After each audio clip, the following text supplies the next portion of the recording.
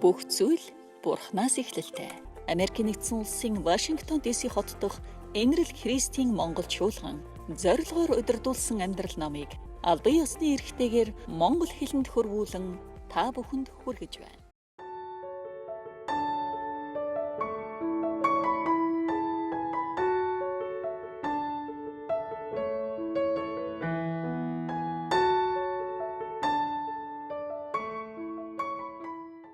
За тэгээ бид нар одоо өнгөрсөн 7 хоногт энэ 24-р бүлгийг үзэж байсан. Тэгээ 24-р бүлэг дээрээс бид нар одоо талд нь хүртэл үзээд ямар зүйлсүүдийг ярилцсан бэ гэхлээр хүмүүс бид нар одоо энэ ертөнцийн амьдралыг харахтаа бас амьдралдаа сонголт хийж шийдвэр гаргахтаа бид нар одоо энэ ертөнцийн одоо ийм 3-4 одоо хүчин зүйл дээр бид нар тулгуурлаж бид нар одоо альва сонголт шийдвэрийг гаргадаг гэсэн тийм ээ. Өөрөөр хэлбэл бид нар одоо амьдралдаа сонголт хийж шийдвэр гаргахдаа за байж өнөөдрийн соёл тийм ээ. Өнөөдрийн энэ миний эргэн тойрон байгаа хүмүүс ер нь үүнийг яаж хийдгийг харж байгаа дуурайж хийдэг. Мөн одоо уламжлалыг дагаж шийдвэр гаргадаг. Тэгээ бид нар дандаа л ингэж ирсэн. Тэгээ одоо ингээд ээж аав бид нарыг ер нь ингээд одоо зодоод загнаад л өсгцэн. Тэгээд одоо тэглээгээ муудсан байхгүй гэд бид нар өнөөдөр одоо ингээд бас хүүхдүүдэд загнаад зэмлээд явж л байдаг тийм ээ. Тэгэхээр өөрөөр хэлбэл өнөөдөр ингэж хүмүүс хийдэг мөн уламжлалыг дагаж шийдвэр гаргадаг. Бас өөрсдийн одоо ухаан бодол логикод дагаж бид нар шийдвэр гаргах гэдэг тийм ээ. Миний бодлоор бол яг ингэх нь зөв, тэгэх нь зөв, ингэж бодоход бол маш зөв санагдчихээн гихчлэн бид нар өөрсдийн логик дагдаг. За мөн өөрсдийн мэдрэмжийг дагдаг. Бид нар олонтоо сонголт хийх шийдвэр гаргах болоход биднэрт тийм мэдрэмж орж ирдэг. Нэр энэ л дээр юм шиг байна. Ер нь ингэвэл зүгээр юм шиг байна гэж тийм ээ. Энэ мэдрэмж бол одоо бидний тэр ухамсаргүй оюун ухаанаас ирдэг. Тэгээ үндсэндээ бид нар ийм 4 хүчин зүйлд бид нар одоо ингэж түшгэлж сонголт хийж шийдвэр гаргадаг.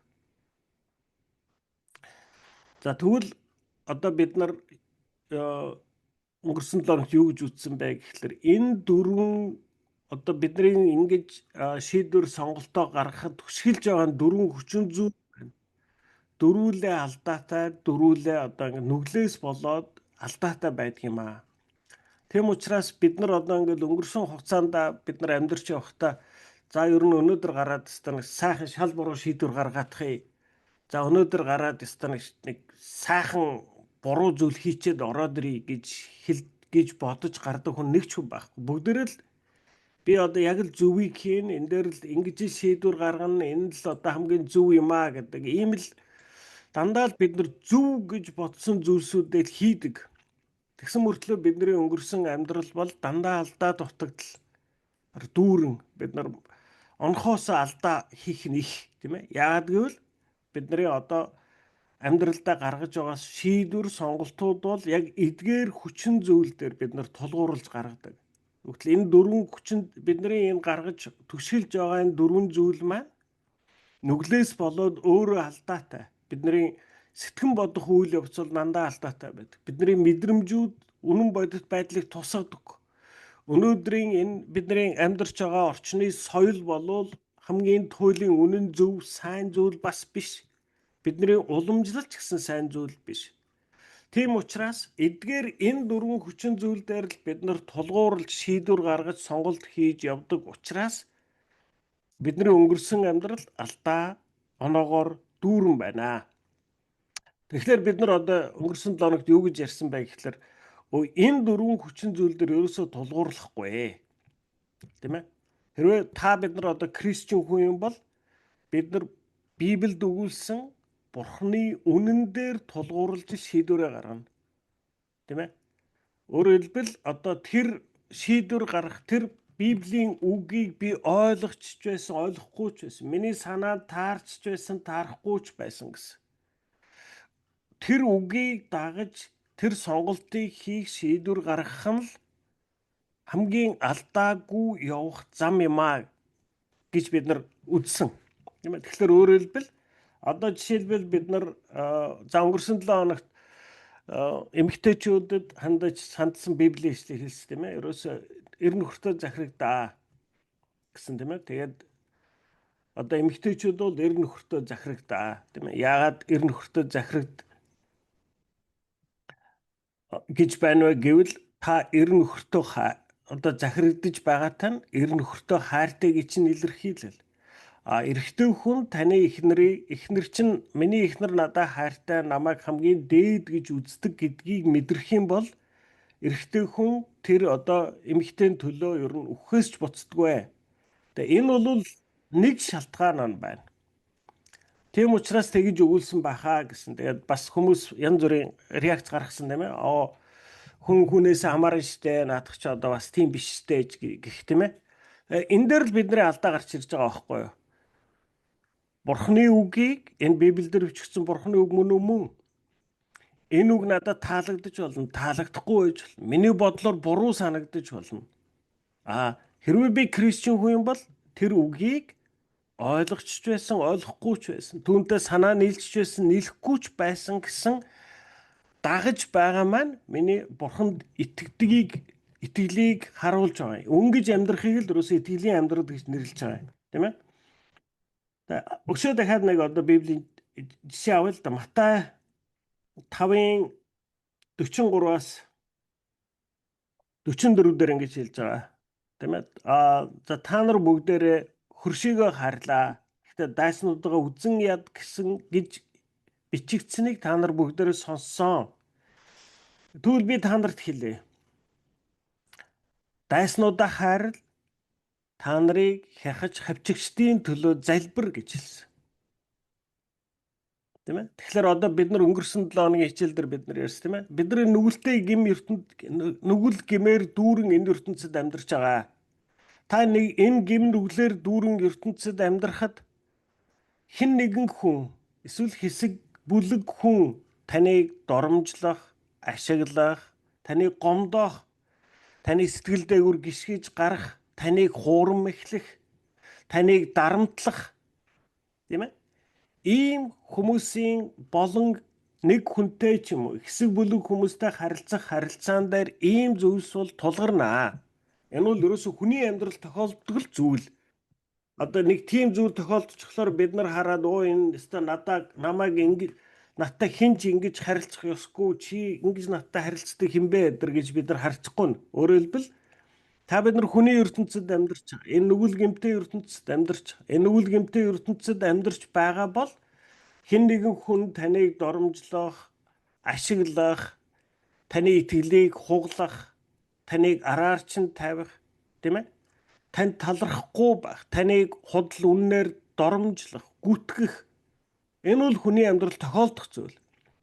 Тэгэхээр ийм тохиолдолд үүнд хэрхэн хандах вэ гэдгийг одоо Библи биднэрт хэлж өгч байна, тийм ээ?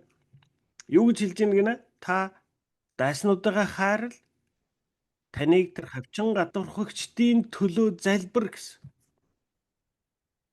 Тэр нөгөө нэг одоо хэрэг би өөрийн ухаан эсвэл өөрийнхөө мэдрэмжийг дагъя гэж бодвол тийм ээ. Хүн намайг доромжлох юм бол би буцаагаад доромжломоор л санагдана. Тийм ээ.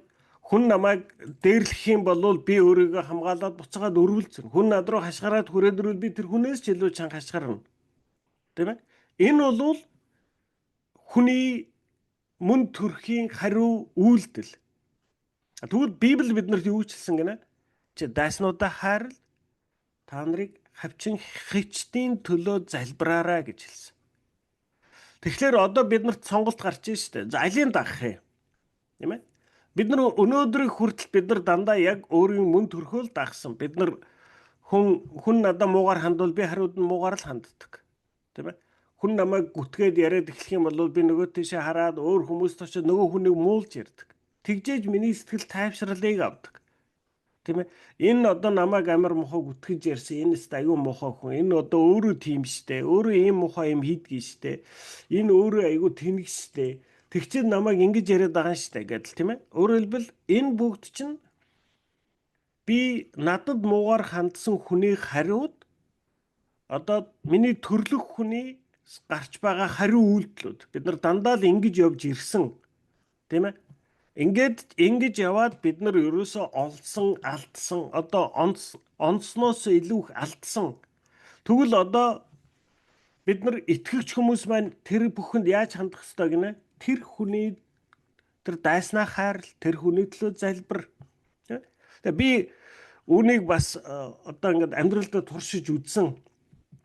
Тийм ээ. Тэгээд би анхны Библийн нэслийг уншаад нэг жоо ойлгоод хэдэн жилийн өмнөөс ер нь ингээд харьцааны бас янз бүрийн асуудалтай одоо би өөрөө ямар нэг байдлаар тэр хүн дургүй хүмүүс бас байна. Бас ямар нэг шалтгаанаар надад дургүйч хүмүүс байна. Тийм ээ. Би санаатай ч юм уу санамсаргүйгээр тэр хүний хөл дээр гიშгсэн, ямар нэг байдлаар тэр хүнийг гомдоосон, эсвэл тэр хүнтэй шудраг бус харилцсан, тийм ээ. Одоо хүн л юм чинь би ерөөсөө тэгж мэдээж одоо гараад за тэр хүнийг өстө сайхан гомдоогоо тэр хүнийг өстө хөтлөн дээрлэх нэ өдр гэж одоо бодохгүй шүү дээ. Гэхдээ өөрөө мэдэж мэдэхгүйгээр хэн нэг хүнд тийм мэдрэмж төрүүлэх явдал бол ер нь та бидний амьдралаас ч гарч л байгаа. За тэгээд ийм харилцааны асуудалтай хүмүүс байна. Тэгээд би тэгээд энэ хүмүүсийн төлөө би одоо яг энэ Библийн ишлэлийн дагуу залбирч эхэлсэн. Ер нь одоо ингээд тэгээд яг тэр хүнийг бүр өрөөж тийм ээ өөртөө хүсдэг зүйлсүүд тэр хүний эрүүл мэндийг сахин хамгаалж өгөөрэй, түүний ажил төрлийн бүтэмжтэй байлгаж өгөөрэй, гэр бүлийг нь хайраар тийм ээ таны гэрлэр та дүүрэн байлгаж өгөөрэй гэдэг яг өөртөө хүсч залбирдаг зүйлсийг тэр хүмүүсийн төлөө залбирсан. Тэгээд яг тухайн үед бол залбираад эхлэхдээ тэр хүмүүс ер нь явж байгаад надад айгу сайн болчих байгаа. Тэр гэсэн нэг тиймэрхүү гордлого нэг ийм ингэнгүүт нэг ямар нэг сайн үр дүн гарах ёстой юм шиг тийм хүлээлттэйгээр анх бол залбирч ийсэн. Тэгээд нэг хэсэг бид нар одоо ярьж байгаа шүү дээ. Ерөөсөө ингээд нэг ийм 45 ямарваа нэг зүйлийг 45 хоног сар хагас үлдэх юм бол энэ бол танд дадал зуршил болж суудгаа гэдэг. Тэгээд нэг тодорхой хугацааны дараагаар өөрийн мэдлгүй л тэр хүмүүсийн хадлаа залбирдаг тийм ээ. Яг одоо нэг амар халуун шатаад залбирахгүй байна. Гэхдээ л ер нь залбирдаг. Тэгэд нэг хэсэг хугацааны дараа яваад бараг жил юм уу 2 жил ч юм уу нэг би өөр дээрээс нэг анзаарсан юм юу болсон бэ гэвэл тэр хүмүүс миний сэтгэлд тийм одоо нэг хол эсвэл тэр хүмүүсийн тухай харах, тэр хүмүүстэй уулзах, харьцахад тийм хөндөөр байхаа болж эхэлсэн. Харин ч миний сэтгэл би одоо тэр хүний чинь өдөр болгон залбираад байгаа шүү дээ. Тэгэхээр чин бүр ч харин жоохон бүр дотно юм шиг. Тийм ээ. Тэгээд урт хугацаанд юу болсон байг бол өнөөдөр хинтэн ч гэсэн тийм одоо нөгөө нэг өмнө байсан харилцааны тэр эвгүй байдлууд алга болсон. Тийм ээ. Тэгэхээр энэ Библийн энэ үг болвол ерөөсөө намайг одоо чамайг ингээд дайсныхаа төлөө залбир гэдэг байгаа чинь хамгийн түрүү надад хэрэгтэй учраас би эсрэгээр тэр хүнд одоо ингээд муу мухайг бодоод тэр хүнд ингээд гомдоод хорсоод л өстөө тэр мөг нэрээ өстөө одноотой л дайралтах юм шүү өстөө одноо өстөө өөдгөө шүү гэд ингээд хизээч бид нар гомдлогоо юм уу тэр одоо дургуутсан сэтгэлээ тайлж чадахгүй тэрийг үргэлж ингээд бодоод нэрээд явбал яах вэ? Тэр миний тэр одоо одноод гомдсон хорсож байгаа сэтгэл одноог өөрчлөхгүй. Намайг л өөрчилдөг. Би л илүү хорон хүн болдог. Би л тэр гомдолтой улам бүр автдаг. Би тэрийг бодоод нэрээд одоо ингээд бүрөөсөө одноо нэрээ тэгээд ахтай яах вэ гэж бодох болгондоо би өөрөө сэтгэлийг л хордуулж байдаг. Тэгээд тэр хүний төлөө залбирч эхлэхэд аяндаа миний сэтгэл тайвширч эдгэрдэг. Тэр хүний магадгүй миний одоо эсрэг хийсэн тэр буруу муу зүйлсүүд нь өөрчлөгдөхгүй байж болно. Гэхдээ түүнийг энэ надад ийм муухай юм хийсэн штэ гэж боддог миний бодол өөрчлөгдөж ирж байна. Тийм ээ? Бид нар зөндөө ярьдаг тийм ээ? Хор гэдэг бол тэр агуулж байгаа саваал хамгийн түрүү хордуулдаг. Тийм ээ? Танд бус руу хандаж байгаа уур, гондол, атаажтай хорсол болов хор юм а. Тэгэхээр тэр хор бол хамгийн дөрөв таныг хордуулдаг. Тэгэхээр тэр хорыг сэтгэлдээс зайлуулах хамгийн зөв зам бол тэр хүний төлөө хайраар залбирах. Би өөрөө тэр одоо хорноос чөлөөлөгдөж байна. Тэгээ ягаад ч юм тэр харилцаанууд ерөөхдөө эдгэрсэн. Ягаад магадгүй тийм ээ. Би одоо ингээл за одноо одоо би ямар нэг асуудал харилцааны асуудалтай байгаа. Тэгээ би одоо ингээл одноо би чамайг уучлсан гэд одоо ингээл одноо бит хоёр зүгээр юм шиг яриад байсан ч гэсэн миний дотор одноод гомдсон гомдол, атаархал тэр хорсол байгаа бол одноо тэрийг дандаа л мэдэрдэг. Миний худлаа нэмсгэлж байгаа царайнд одноо хурдахгүй. Миний худлаа сайхан ярьж байгаа үгэндэж хурдахгүй. Одноо яг жинхнээсээ юу мэдэрдэг гэвэл энэ хүн надад ер нь нэг л дургуул байгаад байна да гэдгийг үргэлж мэдэрдэг. Хэрвээ ийм мэдрэмж авч байгаа нөхцөл таарийн харилцаа ерөөсөө зүгээр болохгүй. Харин эсрэгээр та ямар хүнд сайн болдог гэж одоо би үнэхээр тэр одноод гомдсон гомдлыг би тэр залбирлаар дамжуулаад эдгээсэн тохиолдолд одноо надаас энэ ганцруух надад үнэхээр сайн хандж байна. Ганцруух намайг хараад үнэхээр жинхнээсээ баярлж байна. Надтай хамт ярих энэ цаг өнгөрөөх нь ганцруухад айгүй таатай юм байна. Ганцруух энэ нь дуртай байна гэдгийг мэдрэх нь одноогийн сэтгэлд надад бас сайнаар хандах тэр сэтгэлийг төрүүлдэг. Тийм ээ? Одоо хүний сэтгэл зүйн үндсэн хууль гэж байгаа шүү дээ. Ерөөсө адил төстэй нь адил төстэйг үүсгдэг. Хүн надтай сайн хандах юм бол би ч гэсэн сайнаар ханддаг. Миний сэтгэл. Хүн ямар нэг байдлаар надтай хүйтэн хандвал би ч гэсэн хариуд нь хүйтэн ханддаг. Тийм ээ?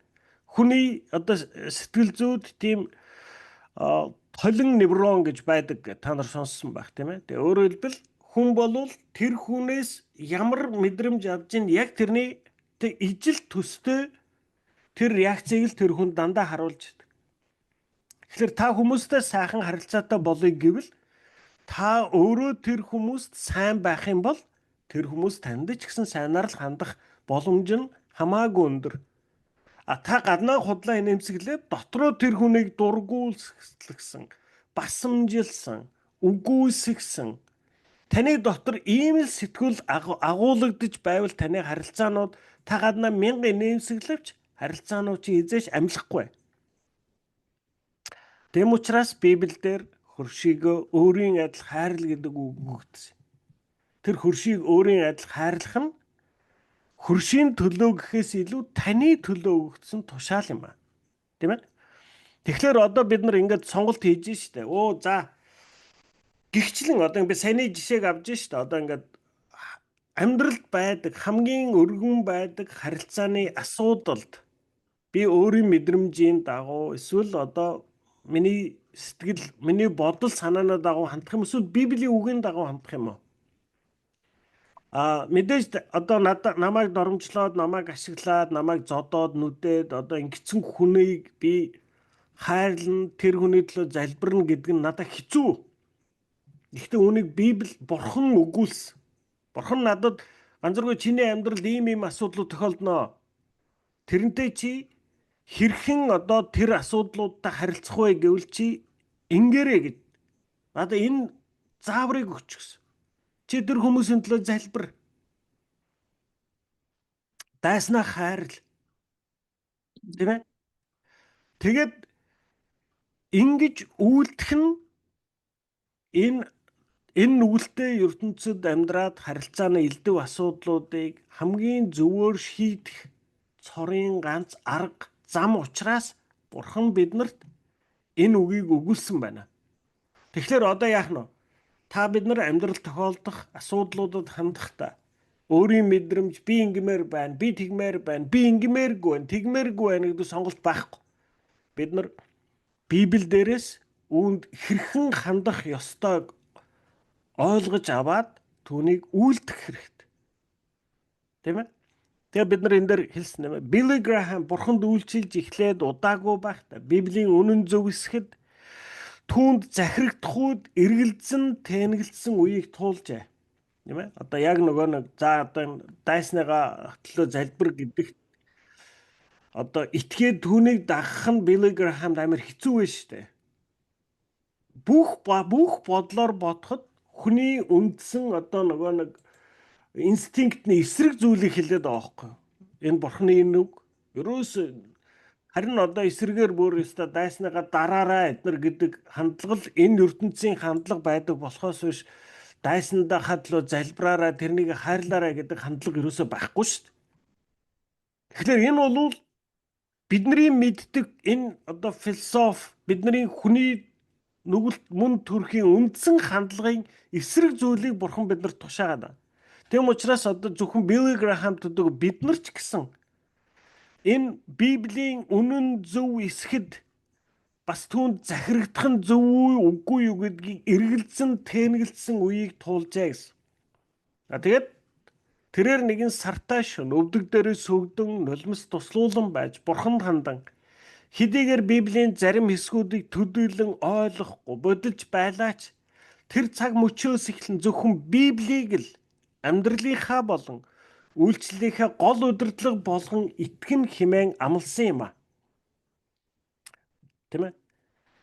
Тэр өдрөөс Библийн амьдрал юр бусын хүч өр нөлөөгөөр эвээгдсэн билээ. Тийм ээ.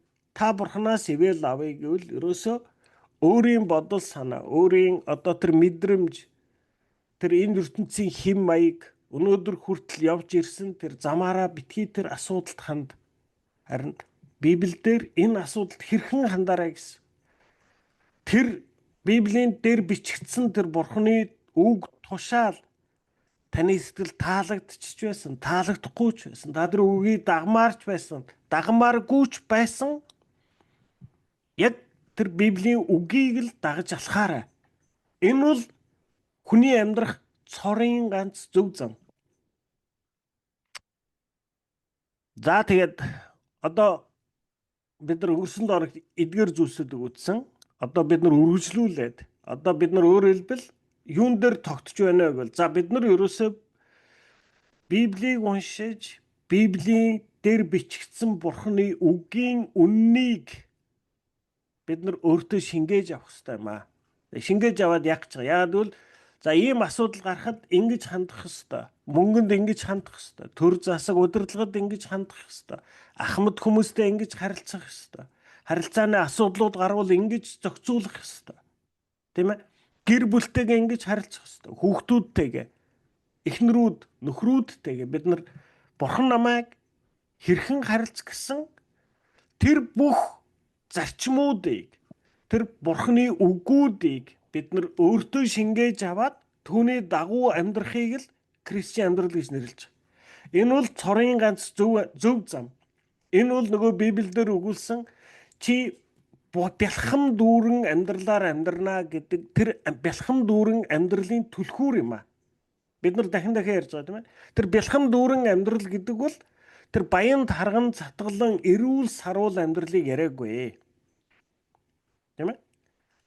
Энэ бол та одоо таны амьдралын алхам бүрийг та өөрөөр хэлбэл хувь хүний хувьд хэн байж болох тэр хамгийн дээд зэгтээ хүрэх боломж та амьдрч болох хамгийн үр жимстэй амьдралаар амьдрах тэр бэлхам дүүрэн амьдрал гэж нэрлэж байгаа юм аа.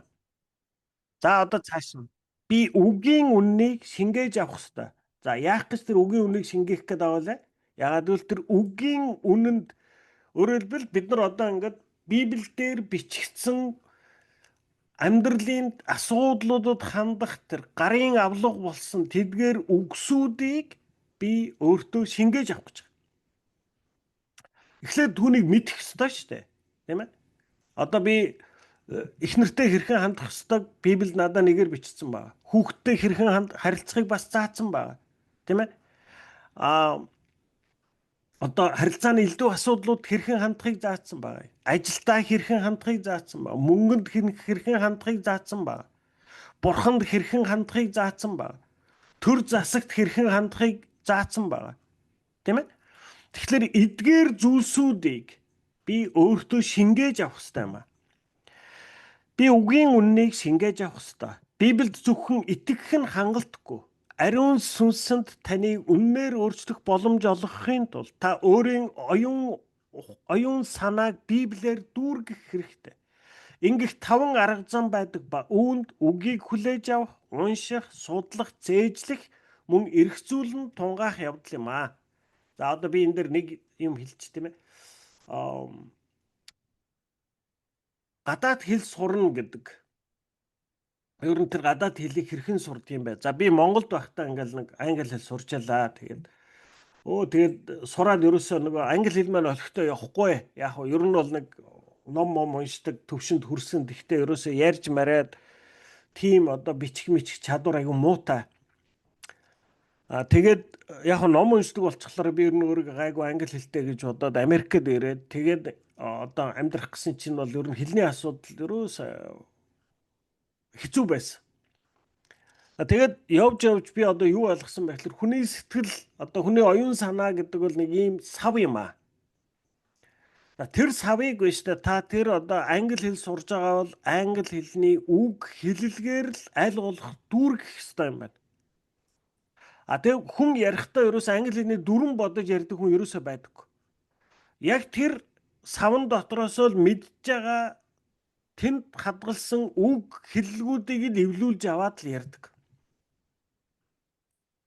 Тийм ээ. Хин ч одоо ингээд англи дээр би одоо энэ үнийг яг одоо цагаар хэлнэ. Одоо цагаар ингэж хэлнэ гэж бодож хэлдэг хүн ерөөсөө байхгүй. Зүгээр л хэрв таны тэр одоо оюун санаа тэдгээр үг хэллэгээр дүүрэн нэлээд баян байх юм бол энэ нөхцөлд энийг хэрэгэлдэг гэдгээ л авч хэрэгэлдэг. Тэрнээс тэр дүрмийг бодож хэрэгэлдэг хүн ерөөсөө байдаг. Тэгээ би одоо ингээд бид нарыг жоохон байхад ч гэсэн орос хэл ингээд заадаг байсан. Хожим англи хэлж заадаг. Бидний одоо ингээд нэг Монголд зааж байгаа миний одоо тэр сурдсан тэр практик бол айгүй буруу байжээ гэж би хожим дандаа эргэж харж тэгэж бодсон. Ерөөсөө айгүй буруу заагаад байж. Нэг л дөрвийн ном дөрвөн бариад л яваад байдаг. Ерөөсөө тэр биш, бид нар үг хэллэгээр аль болох бид нар өөрийгөө л дүүргэх хэрэгтэй юм байна. Тэгээд тэр үг хэллэгнүүдээ харж агаад дөрвөнийхөө учрыг олох байхгүй. За. Эний чи ийм учраас ингэж хэлээд байгаа юм байна шүү дээ. Ийм дүрмээр ингэж хэлж байгаа юм. Тэрнээс дүрмээс нь хөөж англи хэл сурна гэдэг бол айгүй хэцүү зам байдгийн байна. Тэг яг нэг хүүхэд хэлд орж байгаатай адилхан тийм ээ. Хүүхэд ерөөсөө тэр англи хэлний үг хэллэгүүдийг цээжилж тогтоож аваад түрнийгээ буцаагаал хэрэглэлээр байгаа сурдаг. Тэр хэлд орж байгаа хүүхэд бичгийн дүрэн бариад уншаад одоо ойлгоод дүрмийн дагуу ярьж хинч хэл сурдаггүй шүү дээ. Тэгэхээр яг үүнтэй ижилхэн Библийг зөвхөн итгэх нь хангалттай биш. Бид нар өнөөдөр итгэгч болж амьдрий гэвэл бид нар Библийн үгсүүдээр тэр ишлэлүүдээр Библиэлд үүнийг хэрхэн өгүүлсэн байдаг гэдэг эдгээр үгс ишлэлүүдээр бид нар өөрийнхөө оюун санааг дүүргэх хэрэгтэй. Тийм ээ? Амьдралын тодорхой нөхцөл бий болоход та бид нар Библийн яг тэр үед тохирсон ишлэлийг таны толгойд байх юм бол би өөрийн бодлоор биш ийм байдлаар хандах ёстой. Энэ сонголтыг хийхэд бэлэн болно гэсэн. Тэгэхээр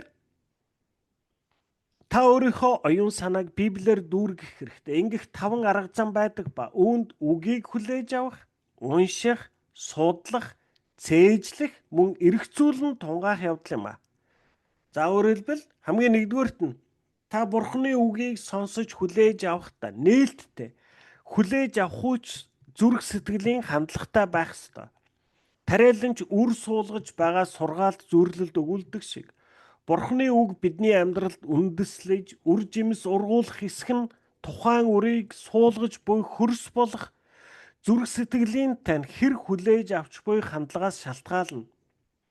Есүс хүлээж авдаггүй зүрх сэтгэлийн 3 хандлагыг тодорхойлсон ба үүнд хаалттай зүрх сэтгэл буюу хатуу хөрс, өнгөцгөн зүрх сэтгэл буюу нимгэн хөрс болон сарнсан зүрх сэтгэл буюу хогийн шарилж ургасан хөрс орох бөгөөд тэрээр Лук номын 8:18-д иймээс та нар яаж сонсож байгаагаа нэгтлэн анхаарахтун хэмээн загсан юм аа.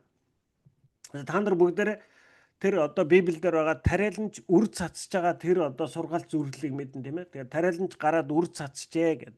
Тэгээд тэр үр бол 4 янзын хөрсөндөр унж байгаа тийм ээ. Нэгдүгээрх нь одоо зарим үр нь хатуу газар унаад тэгээд тэр хатуу хөрс нь хатуу учраас үндсэлж чадахгүйгээр тэр үр бол одоо ингээд алга болж байгаа.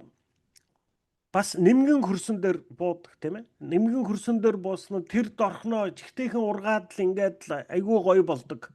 Тийм ээ. Одоо ингээд анх Библи сонсоод л бүр амар итгээд л халелуя гэдэл дор нь гараад баптизм хүртээд л тэгэл нэг хэсэг хугацаанаа дараа харсан бөөм өдөр очсон хүмүүс явж л байдаг.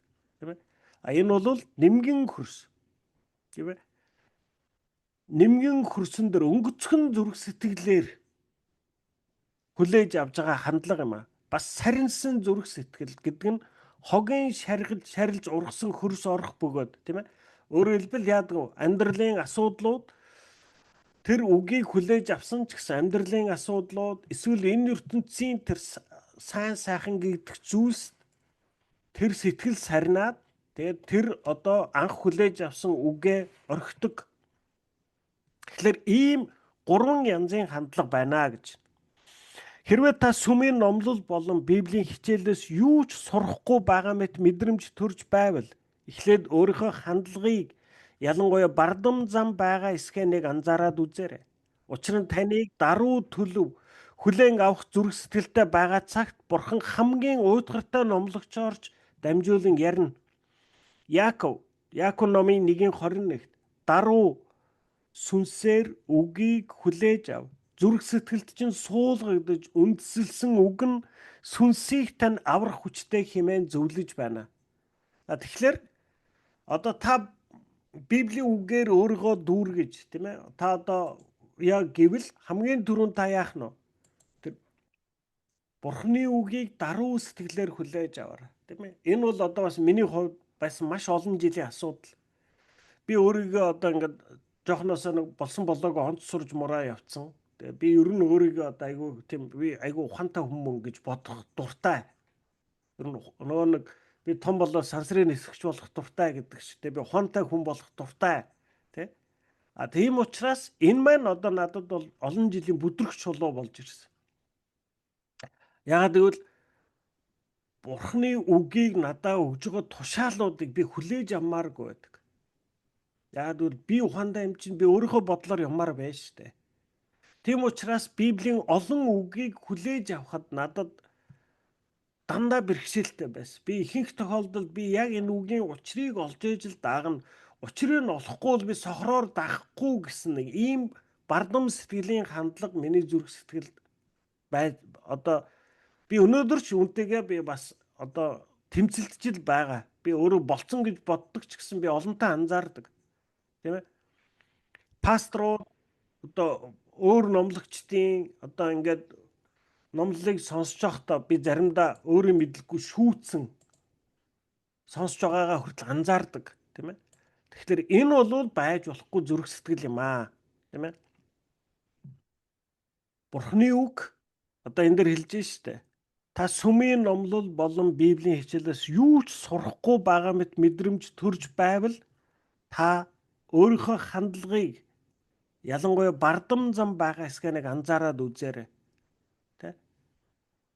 Энэ манай пастор надад юу заах вэ гэдгэл ийм л хандлага ийм л бодол байх юм бол тэр номлолоос танд юу ч наалддаггүй. Харин эсрэгээр энэ бол Бурхны цаг. Бурхан энэ цагт надад үгээ өгнө гэдэг ийм нээлттэй зүрх сэтгэлээр хандах юм бол Бурхан танд хамгийн уйтгартай номлогчоорч дамжуулан танд үгээ өгөх болно гэж. Тэгэхээр хамгийн нэгдүгээр яана гэнэ одоо бид нар сэтгэлээ Бурханаар оюун санаагаа Бурханы Библийн үгээр дүүргэх гээд байгаа шүү дээ. Библиэр дүүргэх гээд байгаа. Хамгийн нэгдүгээр бид нар даруй зүрх сэтгэлээр хүлээж авахд бэлэн байх хэрэгтэй. Бид нар нэг зүйлийг амьдралд ойлгох хэрэгтэй. Даруй байна гэдэг бол даруй байдаг хамгийн одоо зөв байрлал бол өвдөг дээрээ сөхөрсөн байрлал юм аа. Та бид нар өөрийгөө Бурханы өмнө өндөр тавих юм бол Бурхан та бид нарыг өвдөг дээрээ сөхөрхтөл хүргэдэг. Өвдөг дээрээ сөхөрч байгаа хүн л дуулууртай байдаг. Тийм учраас Бурхан таны өвдгийг сөхрүүлэхээс төрүүлээд та бид нар Бурханы өмнө өөрсдөө өвдөг сөхөрвөл та бидний амьдрал хамаагүй хөнгөн явах болно. Хоёрдугаар хандлага. За эхлээд нэгдүгээрх нь юу вэ? үгийг хүлээж авах, хоёрдугаарх нь унших.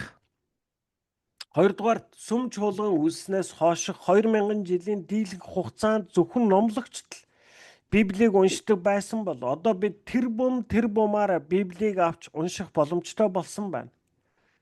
За энийг та нар юу хэлж байгаа мэдж байгаа тийм ээ. Өөрөөр хэлбэл одоо ямар байсан блэ гэхлээр 14 5 дугаар зуун байна. Тэр хүртэл Библи бол зөвхөн латин хэл дээр бичигдсэн байдаг.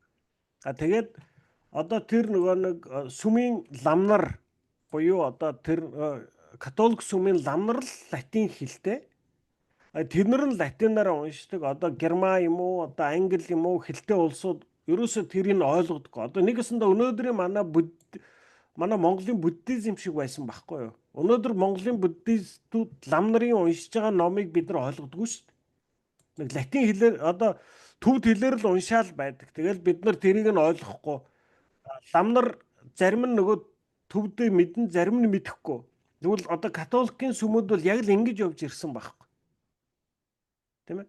Тэгээд одоо ингээд нөгөө латин хэлээр нь одоо ингээд тодорхой залбирлуудыг цээжлүүлчихдэг. Одоо яг өнөөдрийн төвд тарин марин бид нар ингээд цээжчихэд уншаад явдаг байсан шүү дээ. Тийм ээ. Яг түүнтэй ижилхэн. Ерөөсөө тэр 14 5 дугаар зуун хүртэл дандаа ингэж явж ирсэн. За тэгээд одоо тэр Мартин Лютер гэдэг хүний анх гаргасан хувьсгалаас хойш анх удаага одоо ингэж Библи бол латин хэл дээр биш одоо орон орны хэл рүү орчуулагдсан. Одоо бид нар ингээд өнөөдөр кирилл үсгтэй гэдэг чинь тэр бол Болгарт өнөөдрийн Болгарын нутагт амьдарчсэн Кирилл методи гэдэг ах トゥ хоёр байхгүй юу?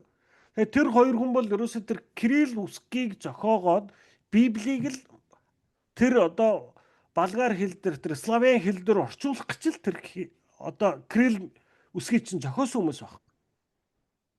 Тийм ээ.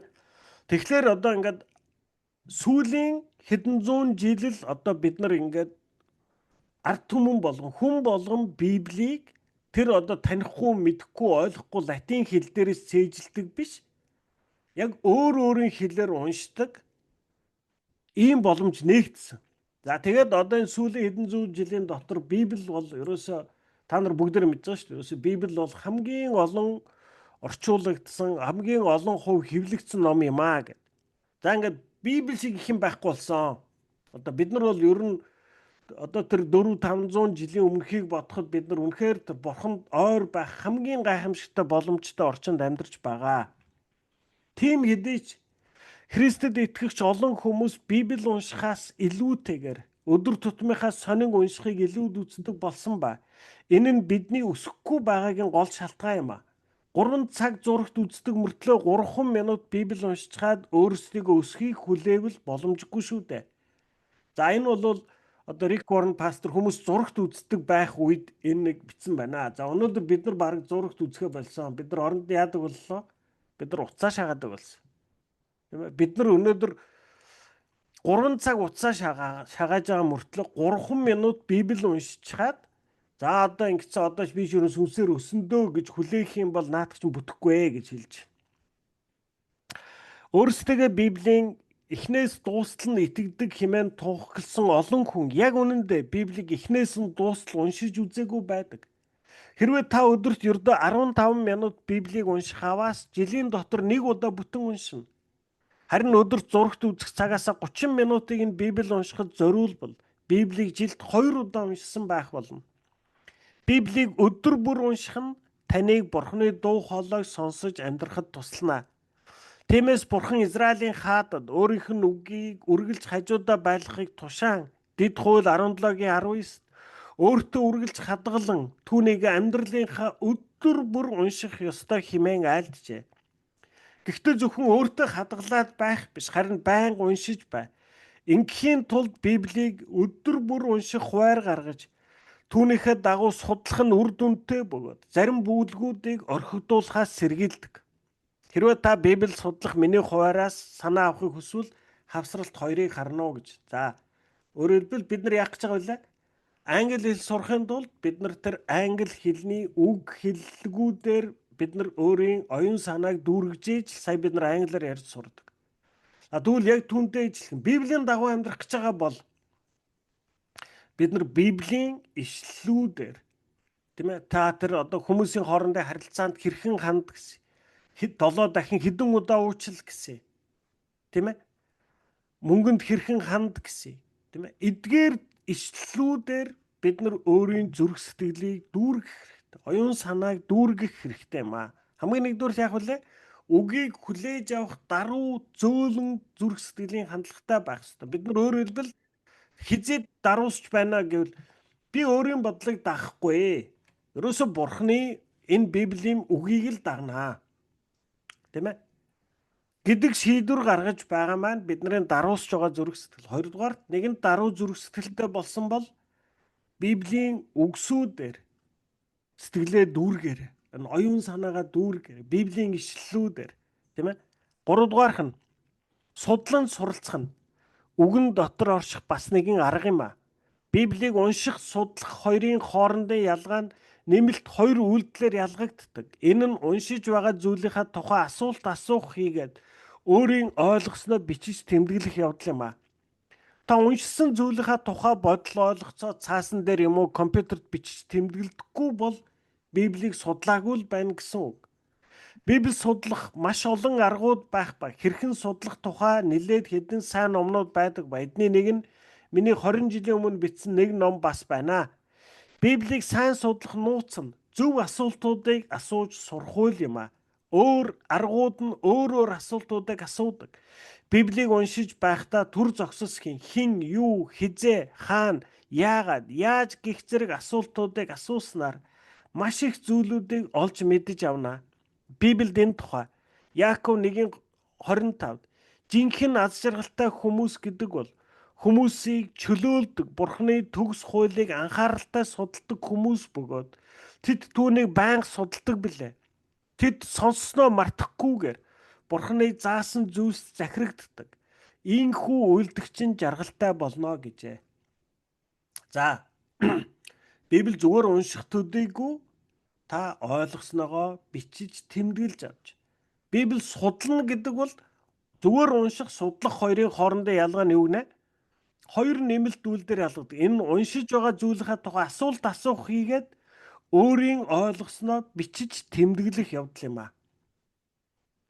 Надад бас ингээл анх Библи уншаал тэгэл хуучин гэрээн дээрээс уншиж хахад үнэхээр бас ингээд зарим зүйлсүүд нь ингээд над ерөөсө таалагддаггүй. Би тэр зүйлсүүдийг бүр уншмааргүй зүйлс байдаг. Тийм ээ? Одоо ингээд жишээлбэл надад юу таалагддаггүй байсан бэ гэхэлэр за хуучин гэрээн дээр израильчуудыг очиод нэг газар очичоод тэгээд хэлж байгаа тийм ээ. Энэ газар руу бүх хүнийг устгах гэж байгаа байхгүй. Тэр морь мал зал одоо ерөөс тэр бүх амьтдыг нь устгах. Ерөөс тэр хүүхэд мөнхөд хөгшөд мөгш хамаагүй бүгдээ нь устгах гэдэг. Тэрийг уншихлаар одоо ингээд 21-р зуунд амьдарч байгаа над чинь айгүй хэцүү. Энэ ямар амар харгис юм бэ энэ бурхан чинь. Яагаад ингэж одоо ингээд нөгөө нэг одоо ингээд хүм алах одоо эн чинь айгүй буруу муухай биш юм уу? Яагаад ингээд бүр ал таал гэд бүр ингээд бүр амар ийм харгис. Тэгэд энийг надад ойлгож хүлээж авахд айгүй хэцүү байсан. Тэгэд ер нь ингээд Библи уншаад явж би эцэст нь юу ойлгосон бэ гэхээр энэ хүн төрлөختн чинь ерөөсөө ингээд бүр ингээд одоо нэг ёсонд одоо тахлаар өвдсөн юм шиг тийм хуурамч шүтэн энэ ертөнцийн хэв маягт ингээд бүр автаад үүгээр өвчлцсэн юм байна. Тэгээ бурхан ингээ өөрийн нэг ард түмнийг ингээд зөвхөн өөрийг нь мэддэг. Бурханыг бурхан гэж мэдэж түүнд хүндэтгэл өргөдөг нэг өөрийн нэг ард түмнийг бүтээн босгож байгаа байхгүй. Тэгэд ягаад тэр өөр ард түмтэй битээ нийлгээд байна гэхэлэр тэд нараас яг тийм халдварыг авдаг. Бид нар Библи дээрээс унших юм бол яг тийм жишээнүүд зөндөө байна. Соломон хаан хичнээн одоо энэ ертөнцийн хамгийн мэрэгэн хүн, хамгийн баян хүн. Тэгэд олон эхнэр аваад эцэст нь тэр эхнэрүүдийнхаа шүтээнд бас мөрөгдөг болсон гэж. Тэг яаж ин халдвар халтж байгаа байхгүй. Тэгэхээр бурхан нэг өсөндөө одоо ингээд нэг тариад талбай энэ ертөнцийн тариад тарих гэсэн чинь дүүрэн хогны ургамал. Тэгэхээр тэр тариад тарих гэж байгаа талбайгаа эхлээд тэр хогийн ургамлаас цэвэрлж байгаа баг. Тийм ээ? Тэгэхээр одоо судлан суралцах нь хамгийн нэгдүгээр Үгийг хүлээж авах зөөлөн зүрх сэтгэлтэй байгаарай. Даруй зүрх сэтгэлээр би мэднэ, надад таалагдах ишлэл уншнаа гэсэн ийм хандлага байхгүй шүү гэж. Тийм ээ? Би харин оронд нь би мэдэхгүй. Бурхны үгийг л би үгчлэн дагнаа. Ойлгож байсан, ойлгохгүй ч байсан, таалагдж байсан, таалагдахгүй ч байсан дагна гэдэг хандлага. Хоёрдугаарт Библийг уншаа. Та одоо ингээд яг гадаад хэл сурж байгаа юм шиг. Та англиар ярьдаг болъё гэвэл англи үг хэллэгээр сэтгэлээд оюун санаагаа дүүргэх хэрэгтэй. Түүн шиг Библийн дагуу амьдрах гэж байгаа бол буй Библийн үг ишлэлүүдээр өөрийгөө дүүргээ гэсэн. Гуравдугаар судлаа гэсэн. Судлах нь яана гинэ? Асуулт тавина. Ойлгосноо бичиж тэмдэглэн.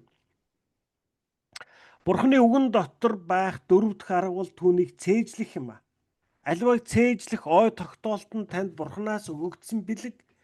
Хэдийгээр өөрийгөө ой тогтоолт муутай гэж бодож болох ч үнэндээ бол та сая санаа, үннийг, баримтуудыг, тоог цээжилчихсэн л байдаг шүү дээ. Та өөртөө чухал гэсэн зүйлээ санаж тогтоож авдаг. Хэрвээ Бурхны үг танд чухал бол үүнийг цээжлэн тогтоож авахд цагаа зориулна. Библийн ишлэлийг цээжлэх нь танд маш их ашиг тустай. Энэ нь таныг уруу татлагыг эсэргүүцэхэд тань, ухаалаг шийдвэр гаргахад тань, стресс хямралыг багасгаж, итгэлтэй болгож, бусдад зөв зохистой зөвлөгөөг өгч, итгэлээ бусдаа хуваалцахад тань туслана. Ой тогтоолт нь яг л булчин мэд. Хэдий ч нэг цээжлэн төдий ч нэ сайжирдаг тул яванда бичээсийг цээжлэхэд улам хялбар болох болно.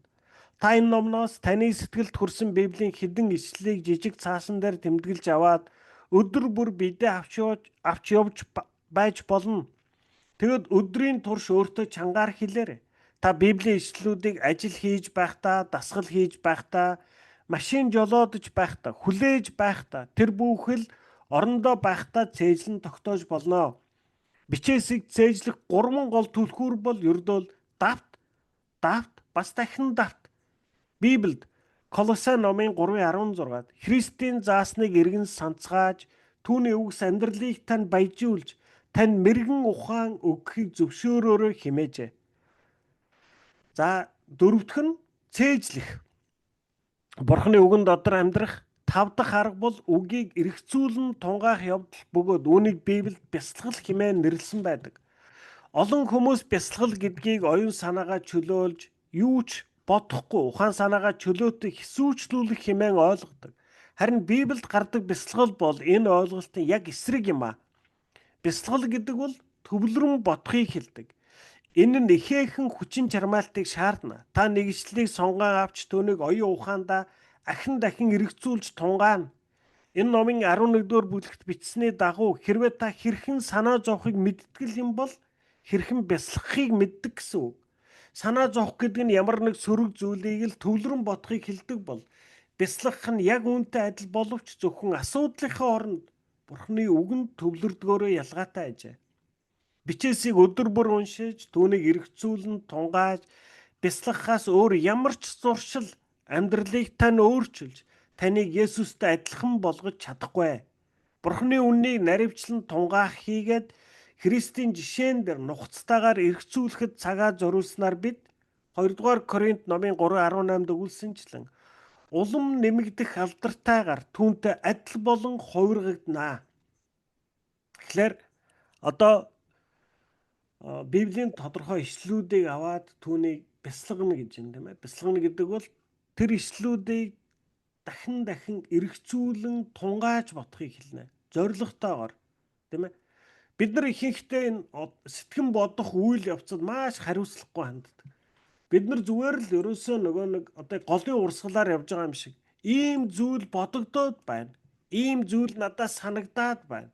Гэл яг тэр санаанд орж ирсэн зүйлсийг бид нар бодоод байдаг. Тэр санаанд надад мэдрэгдэж байгаа тэр мэдрэмжийг л дагаад байдаг. Миний уур хүрээд байна гэл урлаал яваад байдаг. Би их гонигтай байна гэл гониглал яваад байдаг. Тийм ээ. Өөрөөр хэлбэл бид нар тэр одоо сэтгэлийн хөдөлгөөн бидний толгойд бодогдож байгаа зүйлсд бид нар өөрсдөө удирддаггүй түүндээ удирдагдаад байдаг. Тэгэхээр тэр үгийг бясалгана гэдэг бол би ухамсартайгаар сонгож Библийн энэ ишлэгийн тухай би бодно гэдэг ухамсартай сонголт хийж түүнийг тунгаан бодож байгаа үйл явдлуудыг хэлж байна.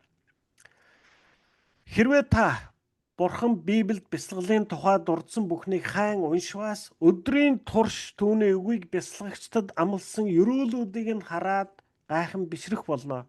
Бурхан Дэвидийг Үлс номын 13:22-т миний зүрх сэтгэлийн дагуух хүн хэмээн нэрлсэн шалтгаануудын нэг нь гэвэл Дэвид Бурханы үгийг эргцүүлэн тунгаахад маш их дурладаг нэгэн байсан бөгөөд Дуулал 119:97 таны сургаалуудад би ямар их дуртай вэ? Би бүхий л өдөржингөө тэднийг бясалгадаг гэжээ. Бурханы үннийг нухацтайгаар бясалган тунгаах нь залбирлынхаа хариуг авах амжилттай амьдрахын гол түлхүүр юм аа гэж. Тийм ээ. Тэгэхээр одоо бид нар ингээд одоо Библийн дагуу сонголт хийж шийдвэр гаргаж амьдрнаа. Би одоо өөрийнхөө бодол санаа одоо би яг ямар байгаа тэр хүсэл бодлуудынхаа дагуу биш. Би ямар байна гэж биш. Ийм нөхцөлд Бурхан намайг энэ асуудалд хэрхэн ханд гэсэн. Эдгээр зүйлс юу гэж үз гэсэн, тийм ээ. Энэ бүх баримжаа, чиг, хандлага, сонголтыг бид нар Библиэс л авдаг болох гэдэг. Тэгэхээр тэр Библийн дагуу харж ханддаг болохын тулд бид нар Библийг өөрсдөө бүрэн шингээж авах хэрэгтэй. Тэгэхээр бид нар сая шингээж авах тэр 5 аргыг сурлаа, тийм ээ. Хамгийн нэгдүгüрт нь Библиэд хандахдаа үгийг хүлээж авах тэр зөөлөн даруй зүрх сэтгэлтэй байгаарай. Өөрөөр хэлбэл би Библиэс энэ Библиэлд бичигдсэн л учраас би үүнийг үгчлэн дагнаа гэдэг энэ зүрх сэтгэлийн хандлагатай байх хэрэгтэй. Хоёрдугаарт нь үгийг уншаа. Тийм ээ? Судал, цээжил, мөн эргцүүлэн тунгаагаарай гэж. За ингээд бид нар одоо нэг өсөндөө энэ Библийн үгсүүдээр, энэ Библийн ишлэлүүдээр бид нар одоо ингээд өөрийгөө дүүргэчлээ гэж бодъё. За та одоо машин энэ одоо анх удаа та жолооч болж гинэ гэж бодъё, тийм ээ? Тэгэхээр та одоо жолооч болоод машин бариад явахын тулд эхлээд тэр жолооны дүрмүүдийг одоо мэдэх ёстой. Гэрлэн төхөөн дээр аливаар хинэнд эхэл зогсдгийг, хинэн гардыг, хизээ гэрлэн төхөөгөө өгдөг, тийм ээ. За одоо зогсгсон тэр тэмдэглэл дээр хинэн төрүүлж хөдөлдөг.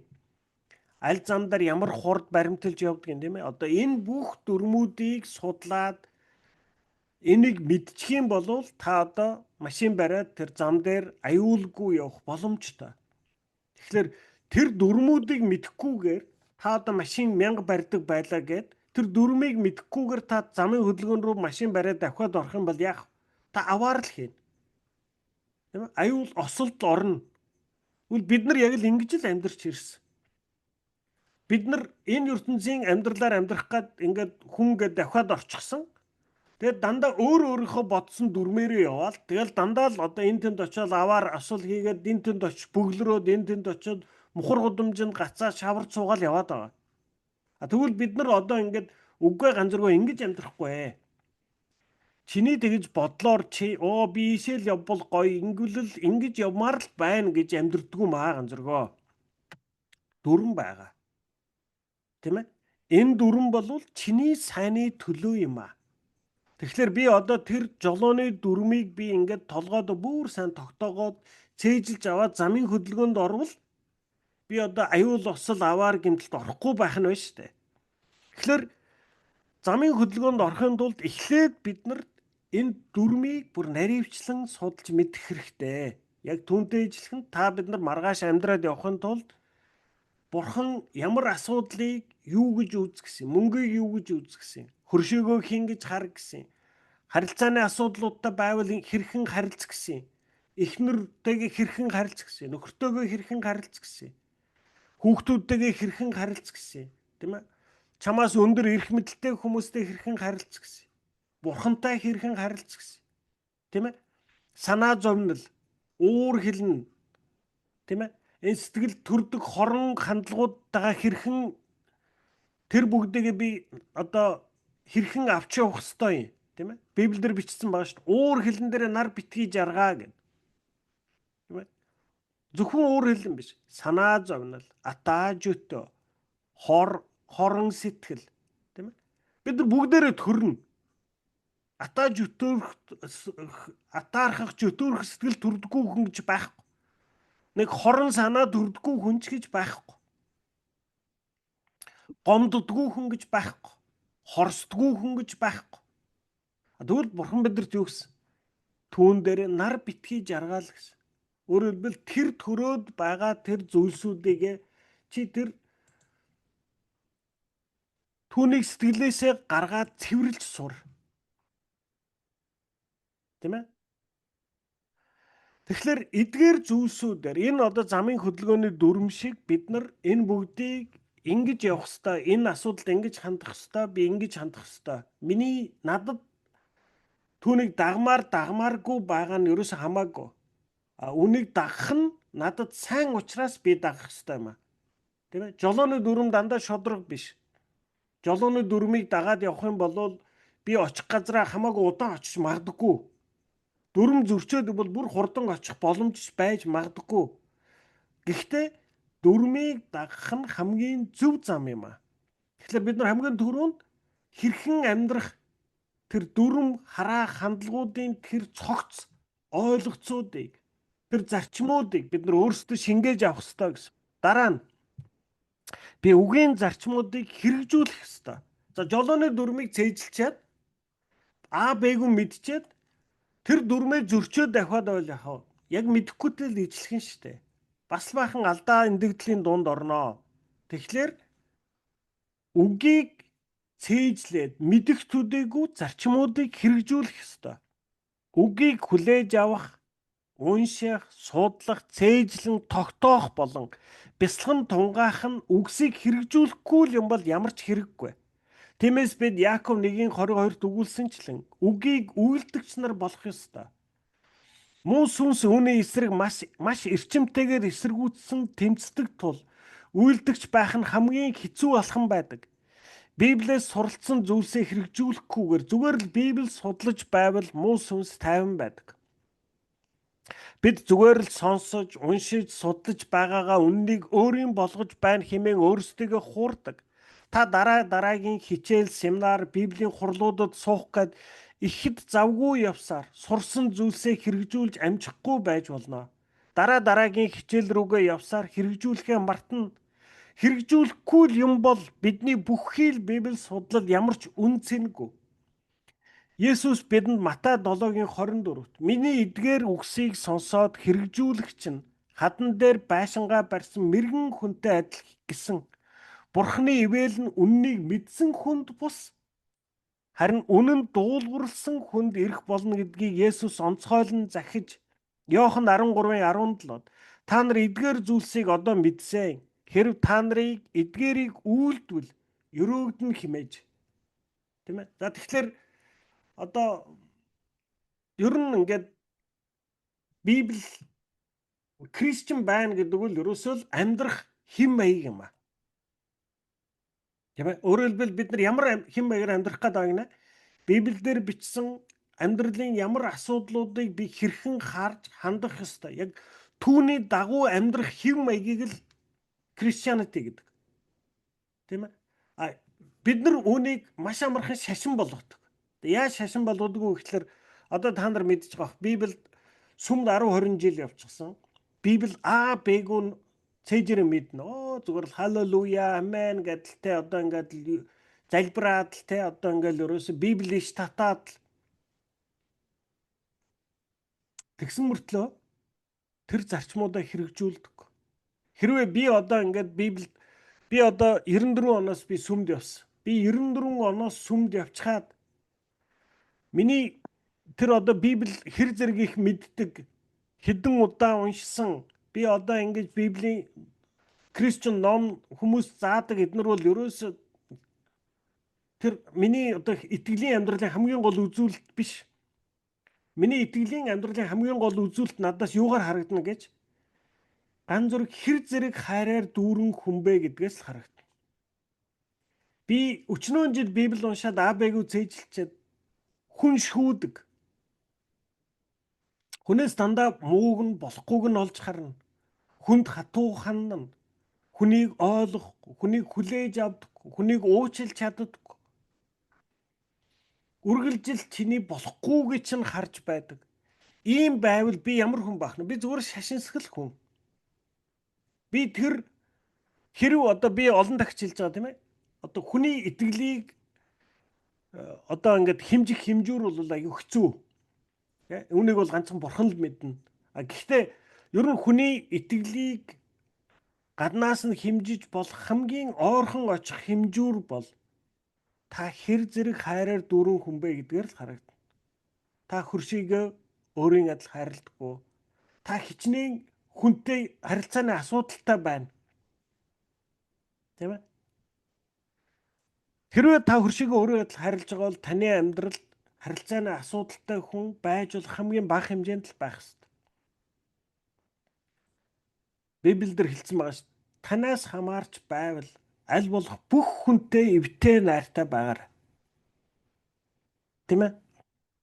Тэгэхээр бид нар зүгээр л ингээд Библийг уншаад л судлаад л мэдээд л тийм ээ ингээд сүмд яваад л 11-гээ өргөөд л ерөөсө сүм таслахгүй. Тэгсэн мөртлөө бид нар надад хайр байхгүй бол энэ юуг харуулж байна? Би зөвхөн үгийг мэдтгэл хүн байна. Хэрэгжүүлдэггүй хүн байна. Тийм ээ? Тэгээд Матай 7:24 хэлчихнэ. Миний эдгээр үгсийг сонсоод хэрэгжүүлэх чинь хадан дээр байшингаа барьсан мэрэгэн хүнтэй адил. Та Библиэл дээрх зарчмуудыг таньж мэдхийн тулд та Библийг судлаад байгаа юм биш. Тэр зарчмуудыг хэрэгжүүлэхийн тулд Библийг судалж байгаа. Библиэл дээр ажилд хэрхэн хандах тухай чинь бичсэн байна.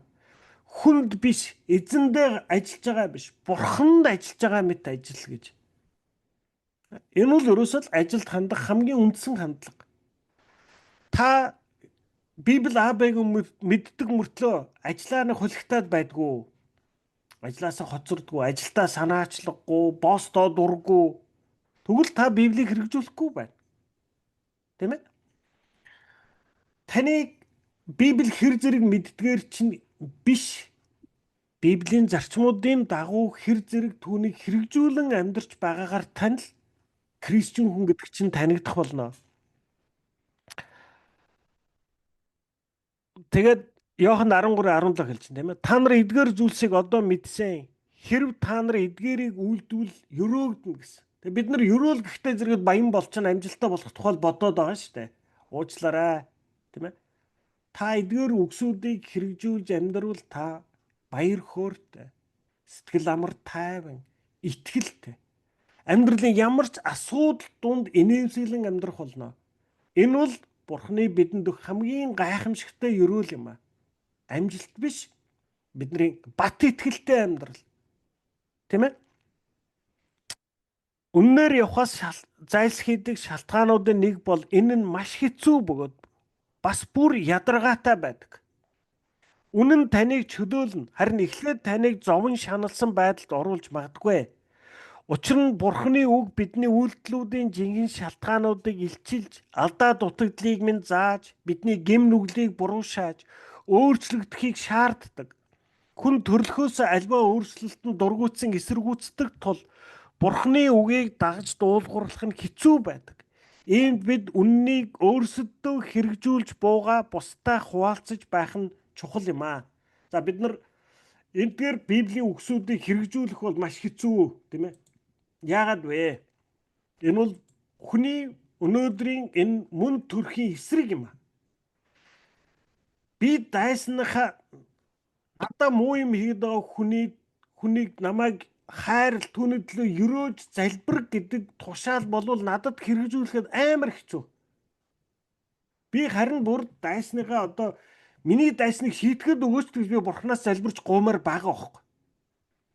Энэ муу дургу үргээд штэ Бурхан би таныг харьяат үстэ та энэ нэг нам дараад нэг хандын хаг дараад өгөөч л гэж залбирмаар байгаа штэ. Тийм ээ? Энэ бол миний хүний төрлөх хандлага штэ. Гэтэл Бурхан надад юу гэсэн? Дайснаа хайрл. Түүний төлөө залбир гэсэн. Тэгээ үүнийг хэрэгжүүлэх гэхлээр эдгээр чинь дандаа хүний мөн төрхийн эсрэг зүйлс байгаа байхгүй.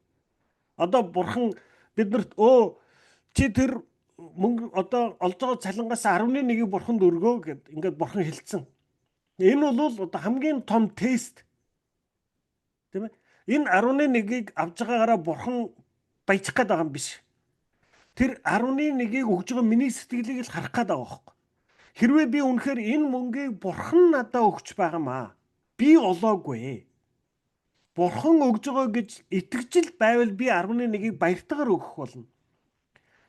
Би олцоод байгаа бурхан надаас 11-ийг авах гээд байна гэв би үүнийг дургуутс энийг өгөхөд миний сэтгэл бүдэрнэ. Тийм ээ? Тэгэхээр энэ бурханы үгүүдийг дагаж биелүүлэх нь маш их хэцүү, амаргүй ажил байдаг юм аа. Үнээс гадна за одоо түрүү ингэж нэг тийм үгийг та нар харсан уу, тийм ээ? Ерөөсө сатан бол та нарыг ерөөсөө ингээд Библи уншаад яваад ах чи юм хэлэхгүй. Хэрэгжүүлээд эхлэхлээр л асуудал үүсч эхэлдэг. Та нар ингээд Библи уншаад байж бол бүтэн өдөр сүмд явах гэхлээр нэг саад тохиолдоод байдгүй. Тийм ээ? Үгийг хэрэгжүүлэх гэхлээр л асуудал тулгарч эхэлдэг. Тийм ээ? За би ёстой нэг даруу байх тухай амар уншаад ойлгоод за ёстой даруу болно гэтэл нэг мэдсэн та нэг хүнтэй баг үстэлцэн шахуу хэрэлдсэн зогсчихдаг. Яагаад вэ? Хэрэгжүүлэх гэхэд хамгийн их довтлогоо орж ирдэг. Мэдхэд асуудал байхгүй. Тийм ээ? Бурхны үгийг сатан ч мэднэ шүү дээ. Тийм ээ? Мэдэх нь хүнийг Кристиан болгодог. Сатан бурхныг сайн мэднэ. Бурхны үгүүдийг ч сайн мэднэ. Хэрэгжүүлдэг. Тийм ээ? За тэгэхээр ингээд бурхны үгийг хэрэгжүүлэгч болоход гав ганцаараа хичээх нь аюу хэцүү байд юм аа. Энэ бол баг боломжгүй маа. Тийм учраас сүм байд юм аа л гэж хэлж байгаа юм. Тийм ээ? Үннээр явхад зайлсхийдэг шалтгаануудын нэг бол энэ нь маш хэцүү бөгөөд бас бүр ядаргаатай байдаг. Үнэн таныг чөлөөлнө. Харин эхлээд таныг зовон шаналсан байдалд оруулж магадгүй. Учир нь бурхны үг бидний үйлдэлүүдийн жинхэнэ шалтгааныг илчилж, алдаа дутагдлуудыг минь зааж, бидний гэм нүглийг буруушааж, өөрчлөгдөхийг шаарддаг. Хүн төрлөхөөс альва өөрчлөлтөнд дургуутсан эсэргүүцдэг тул бурхны үгийг дагаж дуулгарлах нь хэцүү байдаг. Иймд бид үннийг өөрсдөө хэрэгжүүлж бууга, бусдаагаа хуваалцаж байх нь чухал юм аа. Тиймээс эсийн бүлэг, Библи судлах групп зэрэг жижиг группт хамрагдахын сайн талуудыг дурдаад баршгүй юм аа. Бид хизээж өөрсдөө ойлгож ухаарч чадхааргүй үннийг бусдаас үргэлж суралцж ухаардаг. Бусд хүмүүс бурхны үннийг бодитоор хэрэгжүүлэхэд танд туслаж, таныг өөрөө харж чадхааргүй өнцгөөс харахад танд туслах болно. Үгийг үлдэгч болох хамгийн шилдэг арга бол бурхны үгнээс уншиж, судлаж, бясалган тэндээс хэрэгжүүлэх алхмаа дандаа бичиж, зорилго тавих явдал юм. Яг ямар зүйлийг хэрхэн хийхийг хүсэж байгаагаа бичиж авдаг зуршлыг хэрэгжүүл. Энэхүү үлдэх алхам нь та өөрөө бодиттой тодорхой цаг хугацаанд хэрэгжүүлэх үүс байх ёстой. Хэрэгжүүлэх алхам бүр нь таны бурхантай харилцах харилцаа, таны бусдад харилцах харилцаа болон таны хувийн зан чанарын төлөвшөлтөд заавал хамааралтай байх болно. За одоо энэ бол ерөөсөн маш чухал зүйл юм аа. Өөрөөр хэлбэл бид нар одоо ингээд би одоо яа нэгдэн тий би одоо ингээд хэлсэн шүү дээ. За бид нар ингээд Библиэлд чи байнга залбир гэсэн ишлэл байгаа. За ингээд байнга залбирнаа гэд бодох шийдвэр гаргах нь ерөөсөн хангалттай биш. Яг хизээ залбирахын гэдгийг өөртөө хэлж өгөх ёстой. Тийм ээ? Би яг хизээ залбирах. Би орон хоолоо идээд дараа нь Библи аваад 15 минут уншина. Эсвэл би орон унтахаас өмнө орныхаа хажууд Библиэд тавьсан байжгаад аваад 15 минут уншина. Өөрөөр хэлбэл та ингээд Библи дээрээс тодорхой зүйлсүүдийг хийх шийдвэр гаргалаа гэхэд яг хизээ яаж үйлдэх юм. Тийм ээ?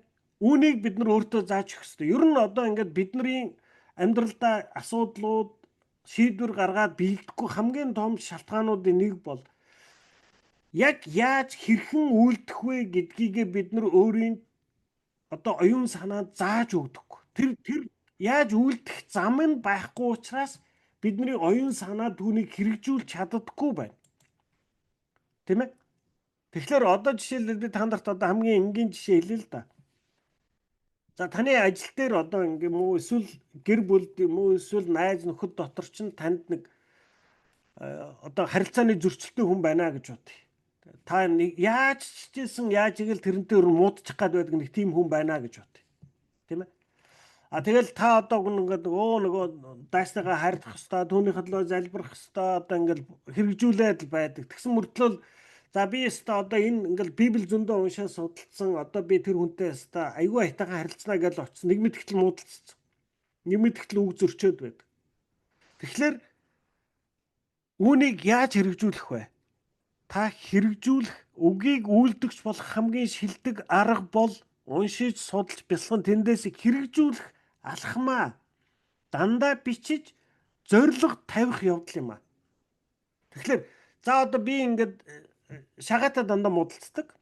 Шагаа битэр цуг ажилтдаг тий. Тэгэл шагаа очиод ингээд одоо нөгөө нэг дэлгүүр юм засаад эхлэхлээр л шагаа надаа ирээд заагаад зураад та ингэж наадхаа буруу хийчлээ штэ ингэж хийд юм уу балаа юм уу гэж байгаа юм шиг хандлага гаргахлаар би өрөвлзөөл шагаатай чи юм бэ чи миний даргуу би чиний даргуу гэд ингээд маргалдаад хэрэлдээд ийм зөрчил байдаг байна гэж бодъё.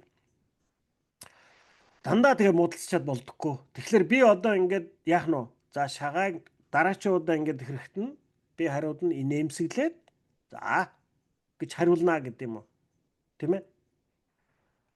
Одоо өөрөөр хэлбэл би яг ийм нөхцөлд би яг ийм үйлдэлийг хийнэ гэдгийг өөртөө бүр ингээд хэрэгжүүлэх алхмаа дандаа бичиж бүр зориг тавь. Түүнийгээ бүр практис хий. Тэгж байж түүнийг хэрэгжүүлэх чадвартай бол. Яг бол бид нар өөрийнхөө нүгэлт мөн төрхийн эсрэг эдгээр үйлдэлүүдийг хийх гээд байгаа байхгүй юу?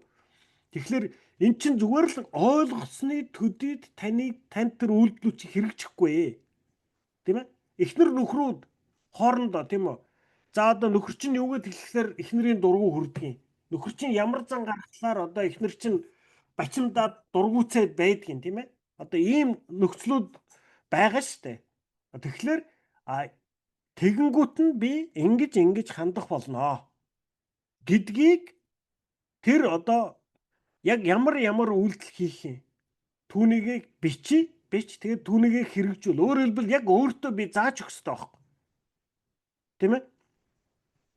Одоо яадаг юм танаа хүүхэд ороо гадуур тэнэд ороод ирэхлээр та барьж аваад зоддгоо тийм ээ? Одоо би 4-р ангидны хэсэг гадуур дэмий тэнэд ороо болгон ээж наваг сандлаар зоддог гэсэн баг. Тэгэхээр одоо ингээд за одоо хүүхдээ гадуур тэнэд ороод ирэхлээр би